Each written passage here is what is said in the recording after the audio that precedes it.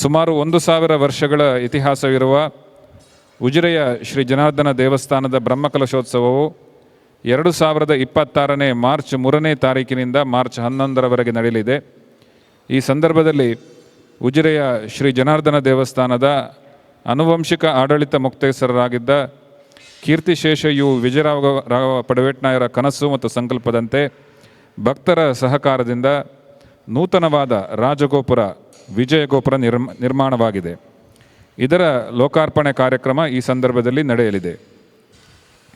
ದಿನಾಂಕ ಮಾರ್ಚ್ 2ರಂದು ಬ್ರಹ್ಮಕಲಶೋತ್ಸವದ ಕಾರ್ಯಾಲಯದ ಉದ್ಘಾಟನೆ ನಡೆಯಲಿದೆ.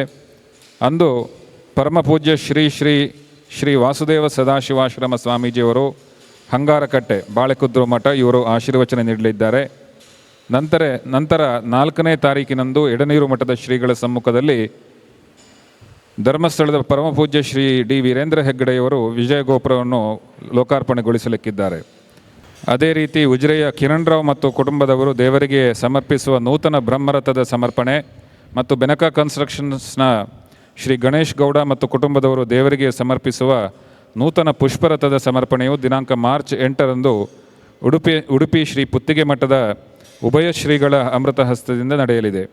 ಹಾಗೆಯೇ ಮಾರ್ಚ್ 11ನೇ ತಾರೀಕಿನಂದು ಶ್ರೀ ಕುಕ್ಕೆ ಸುಬ್ರಹ್ಮಣ್ಯ ಮಠದ ಶ್ರೀಗಳು, ಉಡುಪಿಯ ಶ್ರೀ ಸೋದ ಶ್ರೀಗಳು ಹಾಗೂ ಧರ್ಮಸ್ಥಳದ ಧರ್ಮಾಧಿಕಾರಿಗಳಾದ ಶ್ರೀ ಡಿ ವೀರೇಂದ್ರ ಹೆಗ್ಗಡೆಯವರ ಉಪಸ್ಥಿತಿಯಲ್ಲಿ ಬ್ರಹ್ಮಕಲಶೋತ್ಸವವು ವಿಜೃಂಭಣೆಯಿಂದ ನಡೆಯಲಿದೆ. ಈ ಎಲ್ಲ ಧಾರ್ಮಿಕ ಕಾರ್ಯಕ್ರಮಗಳು ತಂತ್ರಿವರೇಣ್ಯರಾದ ಬ್ರಹ್ಮರ್ಷಿ ನೀಲೇಶ್ವರ ಆಲಂಬಾಡಿ ಪದ್ಮನಾಭ ತಂತ್ರಿ ಇವರ ನೇತೃತ್ವದಲ್ಲಿ ನಡೆಯಲಿದೆ.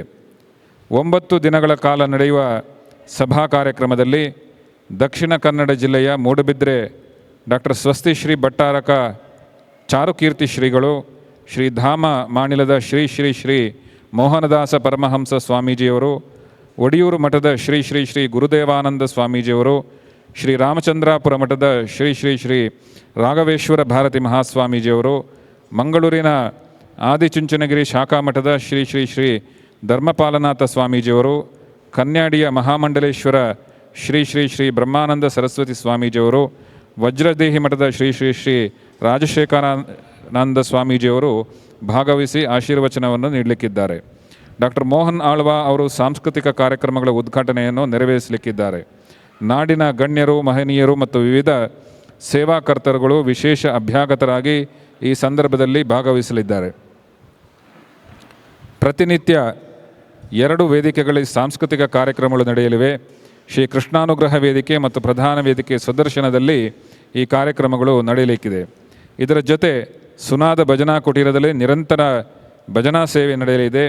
ವಿವಿಧ ಸಂಘ ಸಂಸ್ಥೆಯವರು ಮತ್ತು ಭಕ್ತರು ಹೊರೆಕಾಣಿಕೆಯನ್ನು ಈ ಸಂದರ್ಭದಲ್ಲಿ ಸಮರ್ಪಿಸಲಿಕ್ಕಿದ್ದಾರೆ. ಈ ಎಲ್ಲ ಕಾರ್ಯಗಳು ವ್ಯವಸ್ಥಿತವಾಗಿ ನಡೆಯುವ ದೃಷ್ಟಿಯಿಂದ ಅನೇಕ ಸಮಿತಿಗಳನ್ನು ರಚಿಸಿದ್ದೇವೆ. ವಿಶೇಷವಾಗಿ ಭೋಜನ ಶಾಲೆಯ ನಿರ್ಮಾಣ ಕೂಡ, ಅನ್ನಛತ್ರದ ನಿರ್ಮಾಣ ಕೂಡ ಆಗಿದೆ. ರಾಜಗೋಪುರ ನಿರ್ಮಾಣ ಸಮಿತಿ, ಬ್ರಹ್ಮಕಲಶೋತ್ಸವ ಸಮಿತಿಯ ಮಾರ್ಗದರ್ಶನದಲ್ಲಿ ಊರವರ ಮತ್ತು ಭಕ್ತರ ಸಂಪೂರ್ಣ ಸಹಕಾರದಿಂದ ಈ ಬ್ರಹ್ಮಕಲಶೋತ್ಸವವು ವಿಶೇಷ ರೀತಿಯಲ್ಲಿ ನಡೆಯಲಿದೆ. ಭಗವಂತನ ಸೇವೆ ಮಾಡುವುದಕ್ಕೆ ಭಕ್ತರಿಗೆ ಅವಕಾಶವಿದ್ದು ಕಲಶ ಸೇವೆ, ಅನ್ನದಾನ ಸೇವೆ ಮತ್ತು ತ್ರಿಕರಣಪೂರ್ವಕವಾದ ಯಾವುದೇ ವಿಧವಾದ ಸೇವೆಯನ್ನು ಮಾಡುವವರು ದೇವಸ್ಥಾನದ ಕಾರ್ಯಾಲಯವನ್ನು ಸಂಪರ್ಕಿಸಬಹುದು. ತಮ್ಮೆಲ್ಲರಲ್ಲಿ ಈ ಕಾರ್ಯಕ್ರಮದ ಆಮಂತ್ರಣ ಪತ್ರಿಕೆಯನ್ನು ಕೊಟ್ಟಿದ್ದೇವೆ. ಈ 10 ದಿನಗಳ ಕಾಲ, ಅಂದರೆ ಅಧಿಕೃತವಾಗಿ 3ರಿಂದ 11 ಅಂತ ಇದ್ದರೂ ಕೂಡ 3ರಂದು ಗ್ರಹಣ ಇದ್ದದ್ರಿಂದ ನಮ್ಮ ದೇವಸ್ಥಾನದ ನೂತನ ಆಡಳಿತ ಕಚೇರಿ ಮತ್ತು ಬ್ರಹ್ಮಕಲಶೋತ್ಸವ ಕಾರ್ಯಾಲಯ, ಹಸಿರುವಾಣಿ ಉಗ್ರಾಣ ವೇದಿಕೆ, ಹಸಿರುವಾಣಿ ಉಗ್ರಾಣ, ಅನ್ನಛತ್ರ, ಪಾಕಶಾಲೆ ಹೀಗೆ ಇದರ ಉದ್ಘಾಟನೆಯ ಕಾರ್ಯಕ್ರಮಗಳು 2ನೇ ತಾರೀಕಿನಂದು ಬೆಳಿಗ್ಗೆ ನಡೀಲಿಕ್ಕಿದೆ. ಆದ್ದರಿಂದ 2ನೇ ತಾರೀಕಿನಿಂದ 11ನೇ ತಾರೀಕಿನವರೆಗೆ ನಿರಂತರವಾಗಿ ಧಾರ್ಮಿಕ ವಿಧಿವಿಧಾನಗಳು, ಅದರ ಜೊತೆ ಅನ್ನ ಸಂತರ್ಪಣೆ, ಆಮೇಲೆ ಸೂರ್ಯೋದಯದಿಂದ ಸೂರ್ಯಾಸ್ತಮಾನದವರೆಗೆ ಕೇವಲ ಜಿಲ್ಲೆಯ ಮಾತ್ರ ಅಲ್ಲ, ನಮ್ಮ ಹೊರ ಜಿಲ್ಲೆಯಿಂದಲೂ ಕೂಡ ಭಜನಾಮೃತ ಕಾರ್ಯಕ್ರಮದಲ್ಲಿ ಪಾಲ್ಗೊಳ್ಳಲಿಕ್ಕಿದ್ದಾರೆ. ಸುಮಾರು 150ರಿಂದ 160 ತಂಡಗಳು ಭಾಗವಹಿಸಲಿಕ್ಕಿದೆ. ಅದರ ಜೊತೆಗೆ ನಿರಂತರವಾಗಿ ಸಭಾ ಕಾರ್ಯಕ್ರಮಗಳು, ಸಾಂಸ್ಕೃತಿಕ ಕಾರ್ಯಕ್ರಮಗಳು, ಸುಮಾರು 2-2.5 ಲಕ್ಷ ಜನ ಅನ್ನ ಸಂತರ್ಪಣೆಯಲ್ಲಿ ಭಾಗವಹಿಸಲಿಕ್ಕಿದ್ದಾರೆ.